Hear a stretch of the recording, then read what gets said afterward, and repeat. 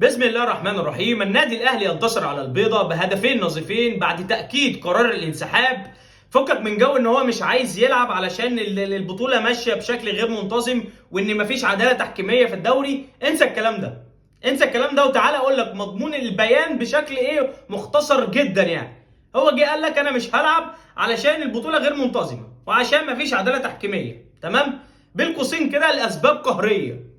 وشك للحيط وقفاك ليا. وتعالى انا اقول لك الدنيا ماشيه ازاي. في فبراير اللي فات وفي شهر 2 اللي فات وصل لنادي الاهلي ونادي الزمالك جدول بمبارياتهم، طبعا بقى بعد بطوله افريقيا وبعد معسكر المنتخب وبعد الهيصه دي.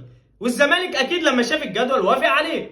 بناء على كده اتحاد الكره كمل مسابقه الدوري. يعني لو في اعتراض زي ما انت بتقول كنادي زمالك، مش عايز اقول كنادي زمالك عشان انا حاسس ان انا بفخمك وانت ما تستاهلش التفخيم، لو في اعتراض على الجدول فانت ما اعترضتش ليه من الاول؟ دي نقطة بسيطة.